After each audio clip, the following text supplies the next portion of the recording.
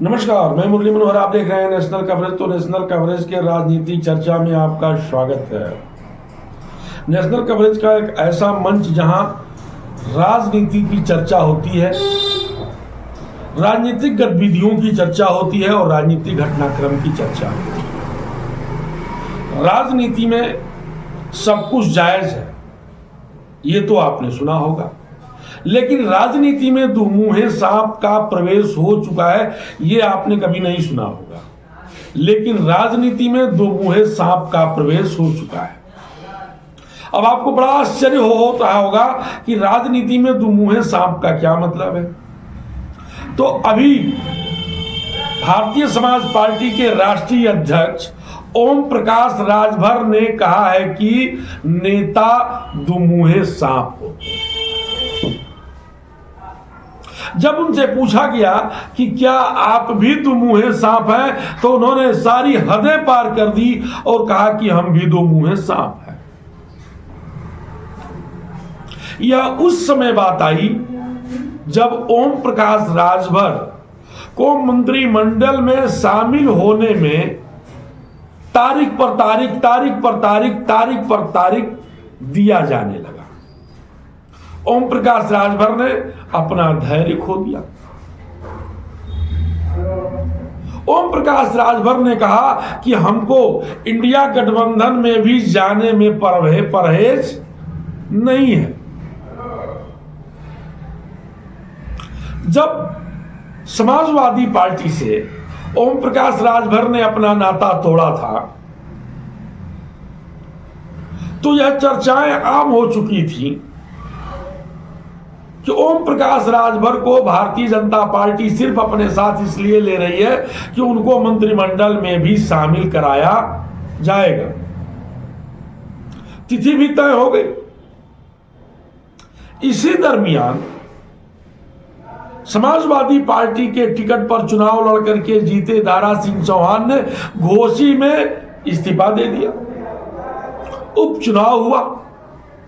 यह माना जा रहा था कि दारा सिंह चौहान और ओम प्रकाश राजभर को घोसी उपचुनाव के पहले मंत्रिमंडल में शामिल कर लिया जाएगा। दिल्ली में अमित शाह जी से मुलाकात भी हो गई। लेकिन उत्तर प्रदेश की सियासत में, उत्तर प्रदेश की राजनीति में परम पूज्य योगी आदित्यनाथ जी महाराज ने कहा कि आप जाइए, चुनाव जीत के आइए, और ओम प्रकाश जी को भी एक लेटर थमा दिया, जाइए और दारा सिंह को चुनाव जिता करके ले आइए। चुनाव की तिथि भी आ गई, चुनाव भी संपन्न हो गया और दारा सिंह चौहान चुनाव हार भी गए।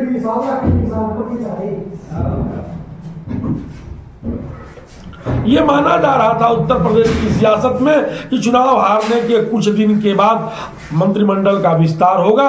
अब तुरंत मंत्रिमंडल का विस्तार नहीं हो सकता। लेकिन ऐसा नहीं हुआ। लंबा समय बीत गया। पत्रकारों ने जब ओम प्रकाश राजभर से पूछा कि आप मंत्रिमंडल में शामिल हो रहे हैं, तो कहा कि हाँ, मैं दिल्ली गया था, मैं दिल्ली अमित शाह से मिला हूं और दिल्ली तय करता है कि किसको मंत्रिमंडल में तय होना जाना है और किसको नहीं जाना है। कई डेट आए, कयास लगाया जाने लगा। उत्तर प्रदेश की सियासत में ये चर्चाएं होने लगी कि अब फला तारीख में मंत्रिमंडल का विस्तार होगा, ओम प्रकाश राजभर और दारा सिंह चौहान को मंत्रिमंडल में शामिल कर लिया जाएगा। लेकिन ऐसा हुआ नहीं।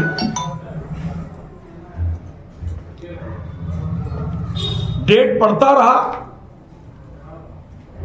लेकिन मंत्रिमंडल का विस्तार नहीं हुआ। ओम प्रकाश राजभर लगातार दिल्ली पे दौड़ लगाते रहे।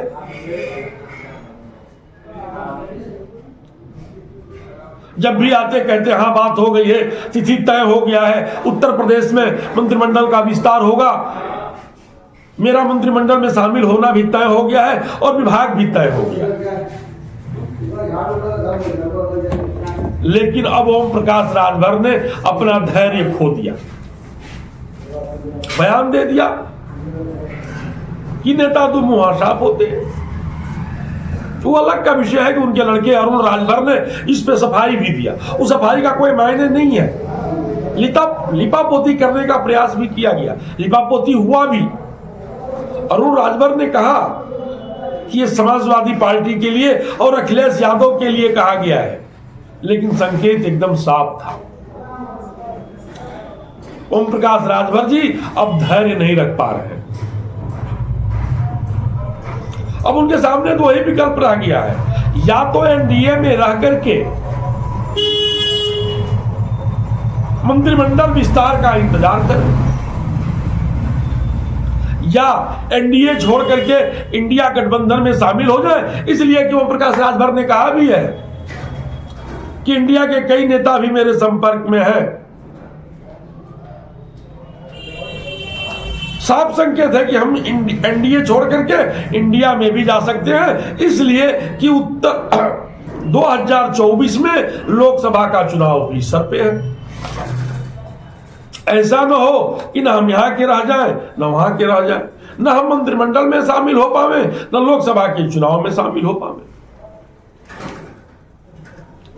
अब इसे हम भारतीय जनता पार्टी की रणनीति कहें। भारतीय जनता पार्टी क्या यह चाहती है कि मंत्रिमंडल का विस्तार न हो और ओम प्रकाश राजभर जी एनडीए से निकल करके इंडिया में चले जाए?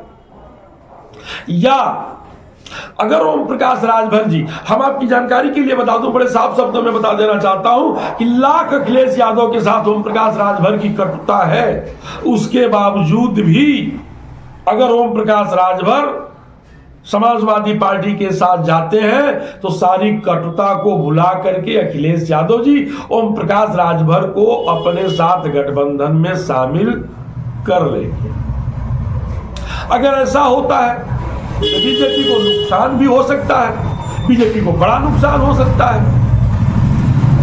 तो इसे बीजेपी का चूक भी माना जा सकता है। ऐसा भी हो सकता है कि अंतिम समय पर बीजेपी अपना निर्णय ले।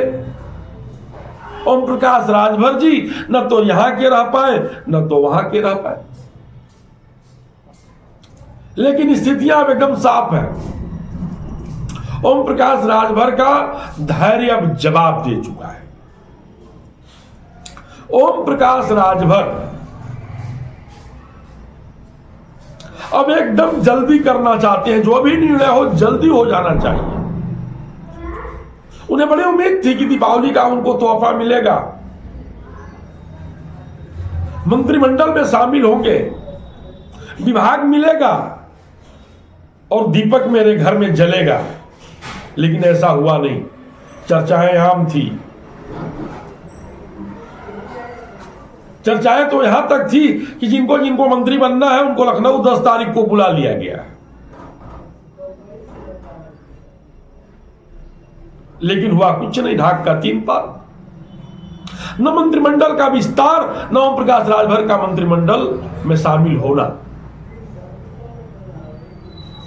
और जिस तरह से ओम प्रकाश राजभर जी का बयान आ रहा है कि नेता दो मुंहे सांप होते हैं, और खुद को भी दो मुंहा सांप ओम प्रकाश राजभर ने कहा है, इससे साफ जाहिर होता है कि अब ओम प्रकाश राजभर जी बहुत लंबे समय तक अगर मंत्रिमंडल का विस्तार नहीं होता है और सरकार में शामिल नहीं होते हैं तो एनडीए में उनका बना रहना बड़ा मुश्किल है, बड़ा कठिन है। इसलिए कि 22 जनवरी के बाद कभी भी लोकसभा के चुनाव की घोषणा हो सकती है। ऐसे में एक तरफ मंत्रिमंडल में शामिल होना और दूसरे तरफ 2024 के लोकसभा के चुनाव में उपस्थिति दर्ज कराना, यह दोनों ओम प्रकाश राजभर के लिए अति महत्वपूर्ण है। आज के उत्तर प्रदेश की सियासत में